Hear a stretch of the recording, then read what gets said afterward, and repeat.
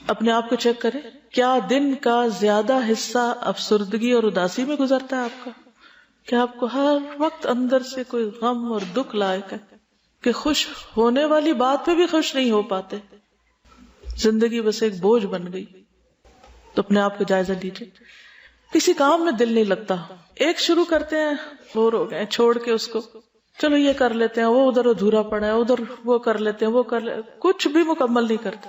نہ پڑھائی مکمل کرتے ہیں، نہ ہی کوئی اور دنیا کا کوئی کام شروع کریں اس کو مکمل کرتے ہیں.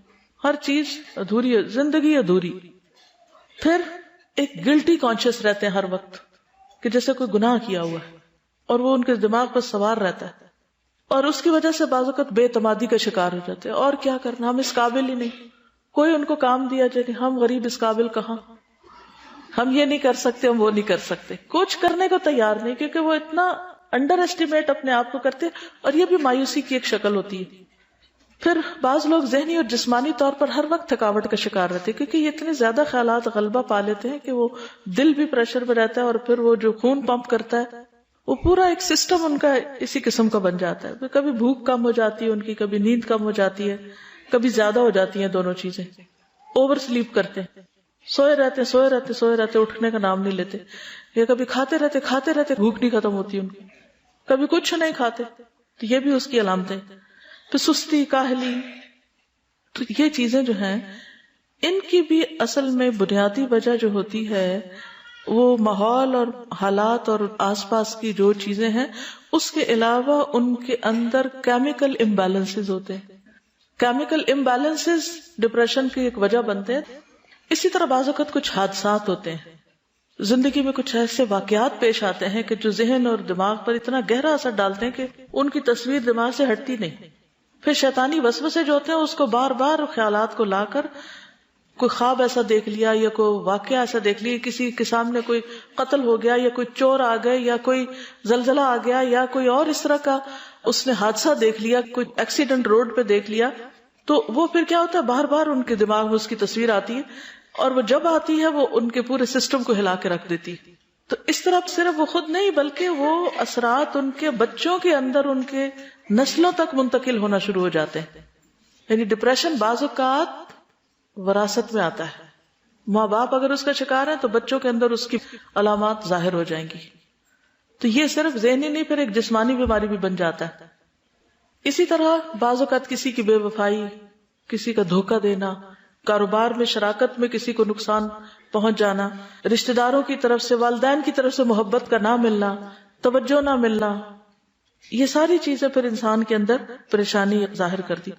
پھر انسان بعض اوقات کسی شخص کی جدائی سے اتنا زیادہ متاثر ہو جاتا ہے کہ باقی سب کچھ اس کو بھول جاتا ہے. دیکھیے کسی بھی پیاری چیز کی جدائی انسان کے دل پہ اثر ضرور ڈالتی، نیچرل سی بات ہے. کیا نبی صلی اللہ علیہ وسلم جب مکہ چھوڑ رہے تھے تو آپ اداس نہیں ہوئے تھے؟ کیا یوسف علیہ السلام جب اپنے والد سے جدا ہو گئے تھے تو ان کے والد پریشان نہیں ہوئے تھے؟ یہ ساری چیزیں ہمارے اندر اللہ نے رکھی ہیں، ہمیں یہ دکھ دیتی ہیں، لیکن ان کی زندگیوں میں ڈپریشن نہیں تھا، ہم ڈپریشن کا شکار ہو جاتے. ان کی زندگیاں موسٹ پروڈکٹیو ہو گئی سارے غموں کے باوجود، اور ہماری زندگیاں نان پروڈکٹیو ہو گئی. یعنی غم، حادثے، پریشانیاں، دکھ، بے وفائیاں، مالی نقصان، جانی، یہ ساری چیزیں قرآن نے خود بتا دی کہ یہ پیش آئیں گی، لیکن اس کا حل ڈھونڈنا ہے. ہمیں اپنے آپ کو ان کے حوالے نہیں کر دینا، ہم نے بیکار نہیں بننا، ان ساری چیزوں کو ایک ٹریگر بنا دینا مزید کام کرنے کا. اسی طرح بعض اوقات لوگ ڈائگنوز تو کر لیتے ہیں کہ ہمیں ہے بیماری، اس کو مانتے نہیں ہیں. اگر آپ کسی سے بھی یہ کہیں تو مجھے لگتا ہے کہ تم کچھ ڈپریشن کا شکار ہو، تو لوگ کیا کہیں گے، ہیں تم نے مجھے گالی دے دی، میں ڈپریشن کا شکار ہوں. مانتے نہیں. تو جو بیمار بیماری کو ہی نہ مانے اس کا علاج کہاں سے ہوگا؟ علاج ہی نہیں ہوتا. تو بات میں یہ کر رہی تھی کہ یہ ایک بیماری ہوتی ہے جس کا عام طور پر لوگ ماننے کو تیار نہیں ہوتے، لہٰذا اس کا علاج کرنے کی طرف بھی نہیں آتے. ذہنی امراض میں ایک بڑی بیماری ہے. اس سے زیادہ بڑی بیماریاں بھی ہوتی ہیں کہ جو انسان کو بالکل ہر چیز سے غافل کر دیتی ہیں، جیسے مکمل طور پر پاگل پن کا دورہ پڑ جاتا ہے، مستقل طور پر لوگ پاگل ہو جاتے ہیں، یا پھر اس میں کچھ کمی بھی ہوتی ہے. مینیا ایک بیماری ہوتی ہے جس میں انسان بعض اوقات بہت گندی زبان بھی استعمال کرنے لگتا ہے. اسی طرح بعض لوگ جو ہیں وہ وقتی طور پر ڈپریشن کا شکار ہوتے ہیں، پھر اسٹرگل کر کے اس سے نکل آتے ہیں. بعض لوگ مستقل طور پر بیمار پڑ جاتے ہیں. تو صحت مند مومن جو ہے وہ جسمانی طور پر بھی صحت مند ہوتا ہے، روحانی طور پر بھی اور ذہنی طور پر بھی. یہ بات تو آپ نے سنی ہوگی کہ خالی ذہن جو ہے شیطان کا گھر ہوتا ہے. شیطان چونکہ ہمارا دشمن ہے، اس لیے وہ چاہتا ہے کہ ہم آخرت میں اس کے ساتھ ہوں. اور اس نے یہ کہا تھا کہ میں انسانوں کی ایک بڑی تعداد کو اپنے ساتھ جہنم میں لے جاؤں گا. اور جہنم میں لے جانے کے لیے اس کو ایسے کام کرنے ہیں کہ جس سے اسے زیادہ محنت بھی نہ کرنی پڑے اور لوگ بیکار رہ کر فضول چیزوں میں وقت ضائع کر کے اللہ تعالیٰ کی دی ہوئی صلاحیتوں کو ضائع کر کے آخرت میں خسارے میں پڑ جائیں. اگر کوئی شخص ان علامات کو سامنے رکھ کے دیکھتا ہے کہ اس کے اندر یہ مسائل ہیں اور وہ مان لیتا ہے، تو پھر اس کا حل اس کو تلاش کرنا ہے. کیونکہ یہ ایک کلر ہے جو جسمانی طور پر بھی کل کرتا ہے، لیکن ایمانی طور پر مایوسی کفر تک پہنچا دیتی انسان کو، اور پھر ہماری آخرت کے لیے سخت نقصان دہ. اس اعتبار سے بھی ایک کلر ہے کہ جس نے کچھ نہ کیا زندگی میں اور صرف روتے دھوتے اور شکوے شکایتوں میں زندگی بسر کر لی، تو پھر آخرت میں اس کے لیے کیا ہے؟ اللہ تعالیٰ نے قرآن مجید میں سب سے پہلے ہم سے کیا چاہا؟ الحمدللہ کہنا. سورۃ الفاتحہ جو سب سے پہلی سورت ہے، اس میں سب سے پہلی آیت کیا؟ الحمدللہ.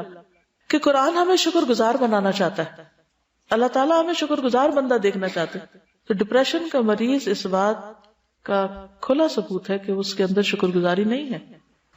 کیوں؟ اس لیے کہ وہ ان نعمتوں کو دیکھ ہی نہیں پا رہا جو اللہ نے اس کو بے پناہ دے رکھی. وہ صرف ان چیزوں پہ رو رہا ہے جو اس سے چلی گئی ہیں، یا ان کو کوئی نقصان پہنچ گیا، یا اس کی زندگی میں کوئی حادثہ آ گیا اور وہ اس سے باہر نہیں نکل پا رہا. تو پہلی چیز یہ ہے، سورۃ النساء 29 میں آتا ہے وَلَا تَقْتُلُوا أَنفُسَكُمْ، اپنے نفسوں کو، اپنی جانوں کو قتل مت کرو. ان اللہ کان بکم رحیما، بے شک اللہ تم پر بہت مہربان ہے، بہت مہربان ہے. اچھا، جب ہم اس آیت کا ترجمہ یا تفسیر کرتے ہیں تو عام طور پہ ہم کیا کہتے ہیں کہ بھی خودکشی نہیں کرو، جان نہیں مارو.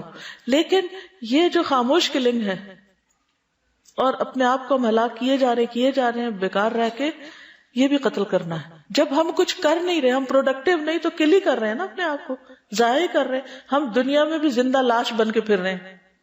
یہ لفظ سنا ہوگا، زندہ لاش. ایسا غمگین اور پریشان اور مایوس انسان جس کی آنکھوں میں بھی ایک اداسی ہے، اور جس کی باتوں میں بھی، اور جس کے ذہن میں بھی اور سوچوں میں بھی وہ زندگی سے بیزار ہے، اس کے پاس کوئی کام نہیں، وہ اپنے آپ کو، اپنے ایک ایک قیمتی لمحے کو وہ ضائع کیے چلے جا رہا ہے. تو اس حال میں نہیں رہنا، یہ اپنے آپ کو قتل کرنا ہے. تو اپنے لیے بول کے کہیں کہ مجھے اپنے آپ کو قتل نہیں کرنا، مجھے اپنی زندگی پیاری ہے، مجھے اس دنیا سے کچھ کر کے جانا ہے، میں بیکاری میں وقت نہیں گزاروں گی، میں اپنے دشمن شیطان سے لڑ کے اس کو گرا دوں گی، اور میں وہ سب کچھ کروں گی جو میرا رب مجھ سے چاہتا ہے. جس کام کے لیے اللہ نے مجھے پیدا کیا اور جو صلاحیتیں اور طاقتیں اللہ نے مجھے دی ہیں، میں ان کا بھرپور استعمال کروں گی.